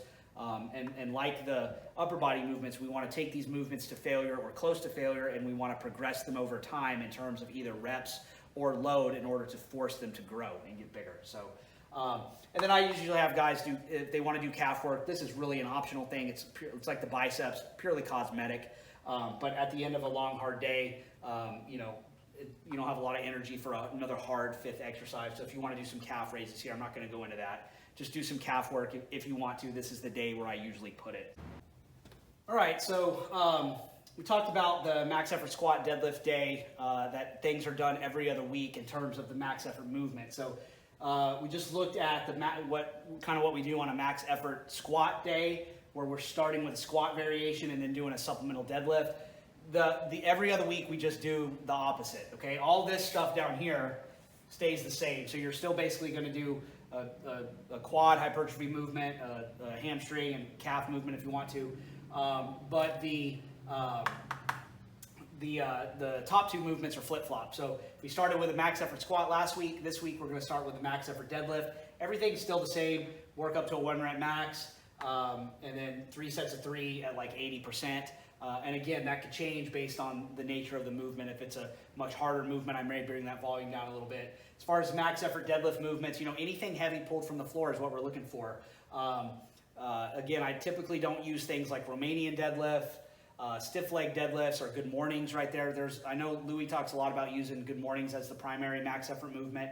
For the people that I train, online and both here at the gym, I typically reserve Good Mornings as a supplemental movement, as that second movement done for a little less weight and a little bit more volume as opposed to a max effort movement. I like, and plus, I feel like on the max effort day, that's really the time to use the heaviest weight. And so I really like a good full range of motion movement pulled from the floor. I actually don't use rack pulls that often. I feel like rack pulls are, again, those are a movement that I'll use as a supplemental deadlift movement. I do use them some because I feel like a rack pull or a block pull has some value in that you're just handling a much heavier load than what you normally would handle. And there's some value in that to just exposing your nervous system to a weight that's maybe 100 pounds over your max. But at the same time, I really feel like on the max effort day, you benefit from the heaviest load possible, but still at a really long or full range of motion. So, regular deadlifts, obviously good. I love deficit deadlifts from various heights. You can do them anywhere from like 1 inch to 4 inches, depending on your height and your build. But deficit deadlifts work really, really good there. Deadlifts against band tension work really, really good there. You can do band tension over the top, so you're pulling against the band tension, or you can do a reverse band where you're pulling with the band tension. That would be the bands hooked from the top of the rack down so that there's band tension at the bottom. And then as you get, like knee level, the bands kind of go slack and you pull the rest of the weight all the way up. So that's a good way to overload the top portion of the lift, but still keep the movement a full range of motion movement. So deficits, anything with bands or chains is good. Regular deadlifts obviously are good. Snatch grip deadlifts I really like as a max effort movement. Those work really, really well. That's just a hard, kind of brutal movement. You can do pause deadlifts. I haven't been using those that long. I kind of just started working those into our rotation here recently, but a pause deadlift can be good. You can also do an opposite stance deadlift, and we do a lot of that. So if you are a competitor and you pull conventional at your meet, then you can do a sumo stance as one of your variations. You can do a sumo stance deadlift. If you're a sumo deadlifter, at your meets, then you can have a max effort variation where you pull, you pull conventional, and then you can, with those stances, again, then you can get into pulling from different deficit heights. You can get into pulling from different block heights using different bands. And so again, it's kind of, you take all those different things and throw them into the hopper and mix them up. You've got tons and tons of different variations. Again, you only need probably at most 4 to 6 deadlift variations at most to rotate through, because you're going to be combining those with all the different squat variations. And then on the supplemental squat, there's a lot of different things we can do with the supplemental squat. So let's talk about that for a little bit. One, a lot of guys prefer, and I allow them to do this, to not do the squatting motion after the max effort deadlift, because depending on the movement especially, sometimes you're just dead after this, you're just gassed, and you can't put a whole lot into that squat variation. So if you want to do the squat first, you can. What I would advise though is don't tire yourself out with the squats with too much volume or too much volume plus load, so that you have a shitty max effort deadlift workout. The idea here is not to necessarily condition yourself to pulling in a state of fatigue or whatever. The object of today, the main goal of a max effort squat day that's deadlift focused, the overarching goal that everything else should be subservient to, is to pull the heaviest weight possible on the deadlift. And so if you're doing things that are interfering with that, then you're kind of messing that session up a little bit. So that being said, if you want to squat first, I just have guys do a light squat. And that's just a way for you to go in and kind of practice your technique a little bit, and let off the gas somewhere you're not focused on max weight or max speed. You can do just a light squat for 3 sets of 5 or 4 sets of 4, whatever, kind of a medium range lift. Prior to deadlifting, it acts as a really good warm up. Some guys actually do better on their deadlifts if they do a little bit of light squatting first, because they feel like they're more warmed up, and that's certainly viable. So you can just do a light squat if you want to on that. And then in terms of the volume on the squat, if we are going to do it second, again, just like the deadlift, it can vary. It can be 3 sets of 5, or it could be a single all-out set of 5. It kind of depends. On what you're trying to accomplish there, or what fits the exercise, or just kind of what fits you as an individual. But you don't have to get carried away with the volume here. A single set or 2 or 3 sets is fine. You don't need to get carried away with the volume here, because this is, again, designed to be a lower volume, heavier day. So err on the side of more, like a little bit more weight and less volume. So What I do here though on the squats is one of the things to take into account is typically squat variations.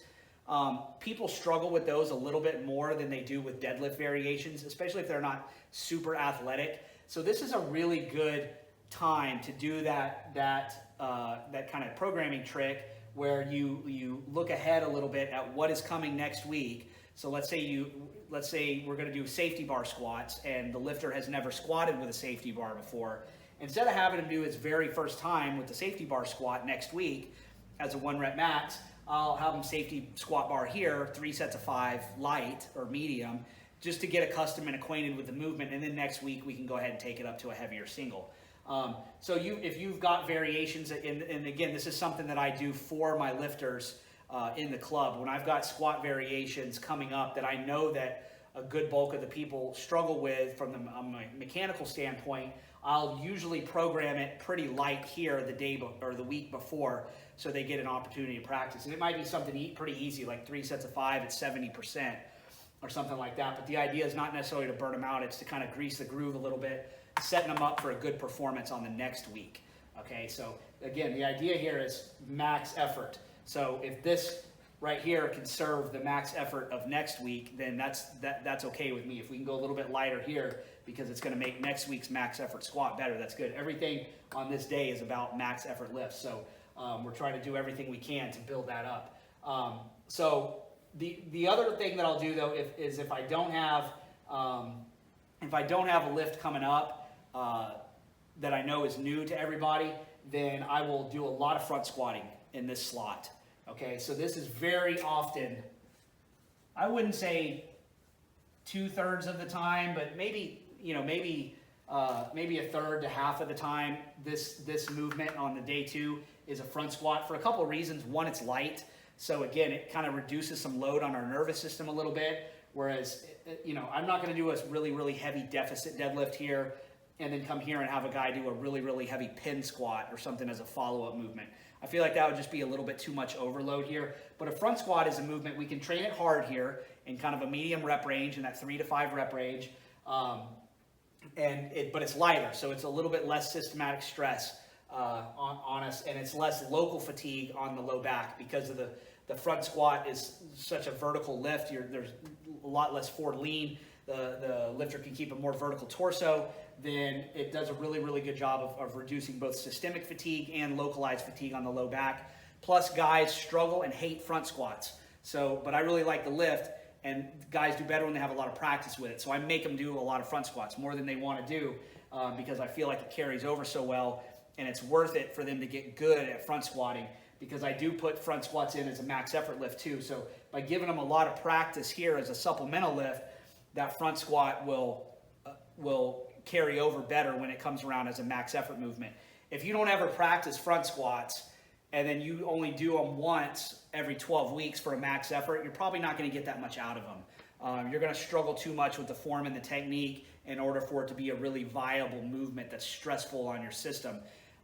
If you're so limited by a movement because of the technical aspects of it, if you give it a good go and you really can't get it, then I would tell people to drop that from their routine. You don't want, now the first or second time that you do a movement, you have to have a little bit of patience with something. You can't expect to be a master of a new movement the very first time you do it. But if you're trying to do a movement over and over and over again and you just can't get it technically, then go ahead and drop that out of your rotation, because you're not really going to get anything out of it. Front squats for a lot of people can be kind of that way. Most people can do them if they'll have the patience to put in the work. And if they learn how to do them and get good at them, they are really, really a valuable tool in your training arsenal. So I try to make people do these as often as we can, and this is a really good slot to do them in. So front squats, if you're undecided what to do here on the max effort day, just front squat. The loads can vary a little bit because of the fatigue from this movement, but typically we're looking at something 3 sets of 5, 4 sets of 4, whatever. Just try to progress it over time, not necessarily in every single session, because you're going to have this fatigue from here. It's going to be different based on your effort that day and whatever that specific movement is. But as long as the lift is going up every time, then we're good. So the other thing that I'll do, the last thing on this, as far as the supplemental squat movement, is 1 to 2 weeks out from when I know we're going to test again on the competition squat, if we haven't done that in a while, then what I will do is I will have them do a competition squat as the first movement here on the max effort deadlift day, and I'll have them work up to like a single at 90%, maybe 2 weeks before, 2 to 3 weeks before we actually test it. And that's just getting them back in the groove of that competition squat done for a heavy load. It's not a true max, but it kind of fits on this day, working up to 90%. So I'll have them work up to a single at 90% on the squat, and then go do their max effort deadlift variation, whatever that happens to be that day, and then go do the rest of the movement. So it's kind of a maximal but sub-maximal effort, but it's in preparation for that heavier squat, just to get them reacquainted with the exact competition movement. Because again, squats I feel like take a little bit more technical practice for most raw lifters than does the bench or the deadlift. So anyway, there's some thoughts on the max effort squat deadlift day. All right, so this is last but not least, dynamic effort squat and deadlift day. So again, on this day, the object is volume, speed, and technique. All right, let's talk about the squats a little bit first and how we perform those. So very, very common in Westside Conjugate programming to have the lifter perform box squats. I'm okay with box squats. I do think that for a raw lifter though, that if you rely exclusively on box squats, it's just my opinion, a lot of guys feel differently about this. I do feel like that if you do a lot of box squatting to the exclusion of other types of squats, or like free squats or raw squats, whatever you want to call them, that you will lose the feel for your normal competition squat. Okay, if you get very used to that box being there for a long period of time and you pull the box away and start just regularly squatting again, I do think that in most instances it causes more problems than it solves. So while I'm definitely not opposed to box squatting, I am opposed to replacing the normal squat with a box squat for a raw lifter.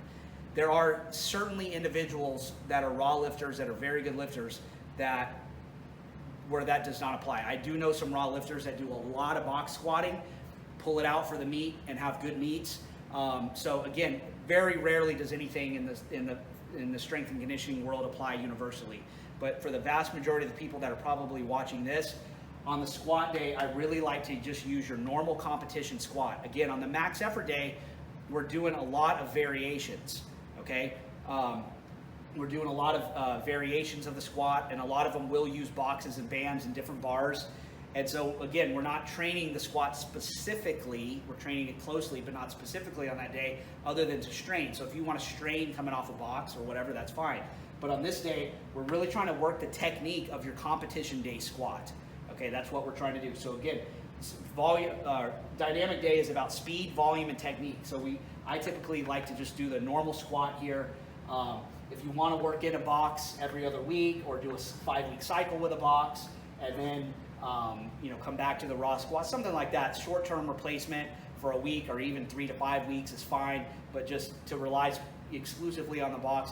If you're not competing in powerlifting, you just want to train on your own just to be strong, I don't give a shit whether you box squat or regular squat. I don't honestly think that it matters that much, and I think a box squat is close enough to a regular squat where that could be your main, call it your competition squat. And a lot of guys just find a box squat easier in order to get consistent depth. A lot of guys, including me, find it to be quite a bit easier on your knees. If you start getting older and your knees start getting crankier, and a box squat feels better on your knees than a regular squat, and you want to do more box squatting, then I think that's completely legitimate and fine. But if you're competing in powerlifting, in raw powerlifting especially, you need to get some regular squats in for sure.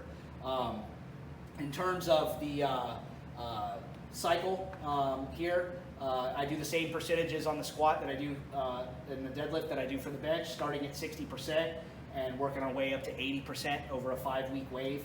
And so that works pretty good there. And again, we can do the same thing where we can, if we want to, we can add bands on the lighter weeks. If you want to squat with bands at 60 and 65 and then pull them off and go straight weight at 70 to 80%, that's definitely okay. As far as reps go, so I honestly just really kind of stole from Louis here without a whole lot of thought. I do mix up the rep ranges quite a bit, but this is one of these things where without a lot of rhyme or reason, you kind of just copy from somebody that's been doing it a lot longer than you have, and you just trust in the fact that they have done it enough to where they have a reason for what they're doing. I mean, certainly I know that the reason is for doing triples on the bench press is because you can maintain more bar speed with more reps on the bench than you can with these other movements, and that it's easier to do a fast triple with less fatigue on the bench press than it is, say, the deadlift or the squat. So typically, in order to keep the volume at a reasonable level and to maintain good quality form and bar speed, typically bench presses are done for like 10 sets of 3, squats would be done for 10 sets of 2, and deadlifts for 10 singles. Do you have to do it that way? No, you don't. You could do triples on the squat and the deadlift. I sometimes have guys do 5s on the squat and the deadlift. I might have them do the 60 and 65% week for 5 sets of 5 and bump them, or 5 sets of 3 or something on the deadlift. So I do throw some curveballs at the guys sometimes in terms of how we do the sets and reps. But most of the time you're going to use a little more reps on the bench, little less on the squat, and even less on the deadlift. And the other part of that is just because the deadlift is only pulled for singles in competition, that first rep from the floor is different. So once you set it down on the floor, even if you pause it, it's a different lift. The deadlift is unique in that there's no lowering phase of it. Every lift starts with the bar just dead stop on the floor. So it makes sense to train a lot of singles on the deadlift, whereas to do a little bit more rep work on the bench and the squat. But also because there's so much overlap in the muscles, specifically the low back, but the muscle mass of the lower body in its entirety. There's so much overlap between squats and deadlifts that you can pull the volume down a little bit on both of those, as opposed to the bench where it doesn't have another overlapping movement. So that's another reason we would do that. But mostly, I feel it's mostly about maintaining good quality bar speed. But you can feel free to play with that however you want. Don't get hung up on exact sets and reps here. But yeah, this is the 5-week wave right there. That's if we're using straight weight at 60 to 80%. Again, if you wanted to do a whole cycle with bands, a whole 5-week cycle, then I would tell you to probably just lower these percentages down. Depends on the tension of your bands, how many you want to add, that sort of thing. But lower this down probably a minimum of 10%, maybe even 20%, and then add your band tension. So you could do a cycle of lighter bands from 50 to 70%, with every week having lighter bands, and then you could do a cycle if you wanted to with really heavy bands and go from 40 to 60% but with much heavier bands. You could do it that way and then come back to straight weight and see how things move. So everybody responds to the band work and that sort of thing a little bit differently, but there's a whole lot of different ways you can do it. I like these 5-week waves better than a 3-week wave, again, for the reasons that I outlined in the bench press. I like for some work to be done at the very low end where the weights are moving really, really, really fast, where I feel like 60% is a good number there. And I like for some work to be done at the higher end of the kind of the volume range, at the 80% range, where the weights do slow down a little bit. I feel like that's really good for the raw lifter. But again, we don't want to spend too many weeks up there. So we work up to that 80%, have maybe a little bit slower, harder week, and then boom, we're back down 20%, back down to the 60% week the next time. So this is usually quite a bit easier. It's not easy, but it does tend to be easier than the max effort day. So when you're squatting with a max effort squat and then a supplemental deadlift, or a max effort deadlift and then a supplemental squat, this tends to be the easier of the two. Again, you should be pushing this really hard. This should not be easy. By the time you get done with 20 sets of squats and deadlifts, even though it's just fast singles and doubles, you should be tired. Okay, if you're not, you either going too light or you're not pushing hard enough. However, it's a little bit faster. So what I do is on this day we go back to, again, I emphasize the quad movement here as that third movement, but I do a higher stress quad movement. So instead of the leg extension, which is really kind of the lowest stress quad movement, now I do something that's a little heavier, a little bit more kind of a multi-joint movement. So I'll have guys do like a hack squat machine, a leg press, a belt squat, anything like that. I do try to reduce the load on the lower back in terms of, like, I do have guys that do this, but I'm not a huge fan of doing like high bar squats for like sets of 10 to 15 right there at that movement. One, they're really hard to recover from. They just are. A free weight barbell based movement for sets of 10 to 15 reps right there is just a harder thing to recover from than if you do a leg press. That, you could argue, it makes it a more valuable exercise because it's harder to recover from, and I would agree.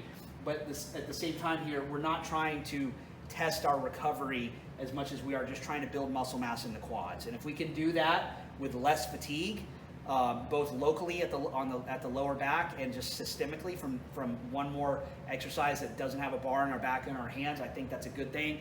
So if you have access to things like a hack squat machine, a leg press machine, a belt squat, I'll typically have 2 to 3 sets, or it could be even less. Sometimes just one all-out set is all you need there. 2 to 3 sets in like the 10 to 15 rep range. And again, here we're kind of thinking like a bodybuilder here. We're just trying to build up muscle mass in the quads is what we're trying to do.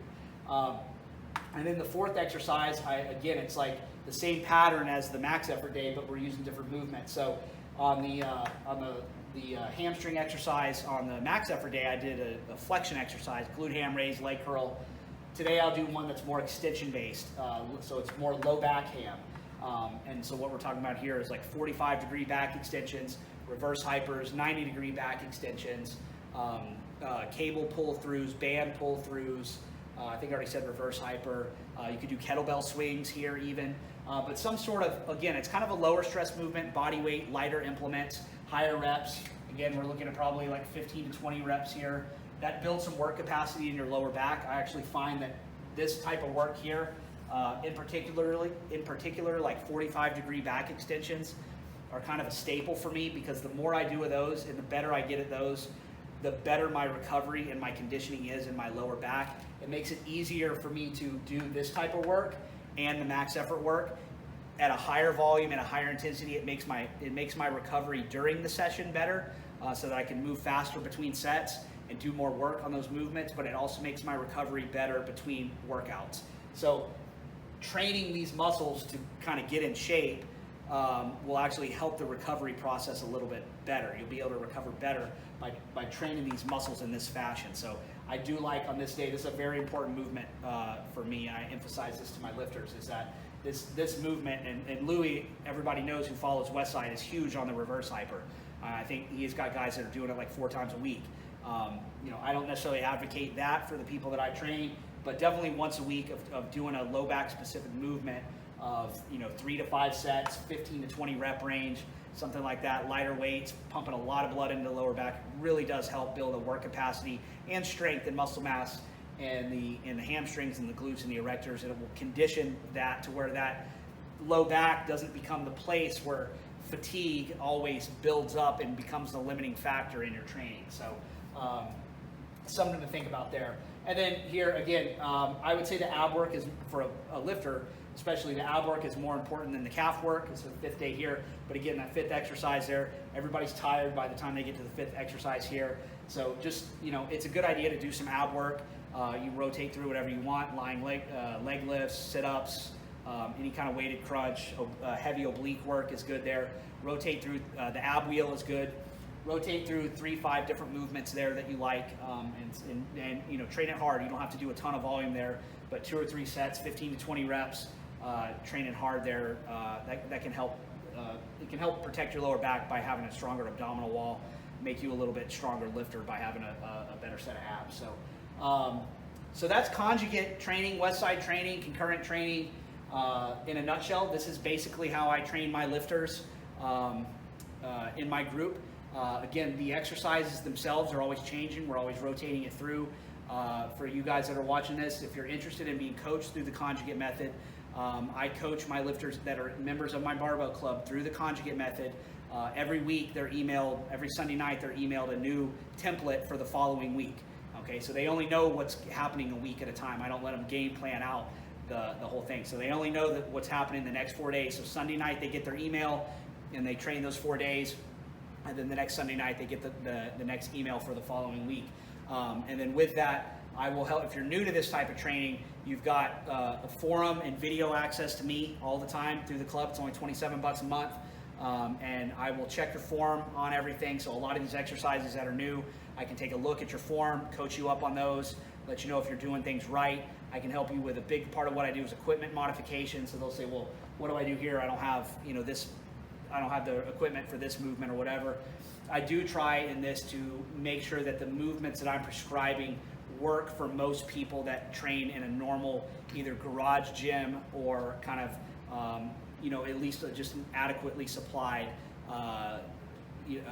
box gym. So I don't make the assumption that everybody has the access to every type of specialty bar, bands, boxes, and all the bells and whistles that you might find, say, at Westside Barbell or like a really, really good powerlifting gym.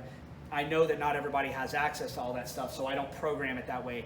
I give guys who do have that access the opportunity to work with that equipment though. But for you guys that have less equipment available to you, I will show you how to work through this type of routine on a more limited equipment basis. I can check your speed on the speed work, make sure that bar speed's moving right, check your form on the assistance exercises, help you troubleshoot the programming. So if you're interested in the Conjugate method and you want to be coached through it, my Barbell Club is a really, really good way to do it. I've got a lot of guys in there who have been doing it for a long time. Some guys that have gotten really, really strong using that method. So there's a lot of people other than just me within the club that can help give you tips and insight on how to make the programming work better for you. But one thing I like about the Conjugate routine is that, one, it's a lot of fun. It's a very fun way to train. The other thing that I like about it is there's no beginning and end point. So it's not like a 12-week program where you have to hop in on week 1 and train for 12 weeks and then hit a peak at the end. You hop in wherever you want to. So as soon as you join the club, you hop in and start training at whatever week we're at. It really doesn't matter, okay? There are times where maybe it would be ideal to hop in at this week versus that week, but there's no really beginning and end point. You're just kind of training all the time. When you need to deload, we take a deload. But other than that, it's a lot of fun, and it's kind of hassle-free in a way, because if you miss a week, you just come back and pick up where you left off as best you can. It's not having to start and restart a new program on day 1, week 1 all the time. So if guys that are a little bit less consistent, I have them do this type of training. So the other fun thing about it that a lot of people really like is that it's a really, really good method. The reason it's under my power building track is because it's a really good method for both getting big and strong. And that's why a lot of guys like it, because a lot of guys are not necessarily, full-on bodybuilders, kind of closet bodybuilders. They like to do a little bit of the cosmetic work to build up the physique and the muscle mass, but they're still primarily interested in being strong on the squat, the bench, and the deadlift. And so this is a really good program that allows you to do all of those things at once. So if you're interested, give it a try. You can look it up at andybaker.com. Go to the Baker Barbell Club online, sign up, and we'll get you started training on the Conjugate method. All right, guys, thanks a lot.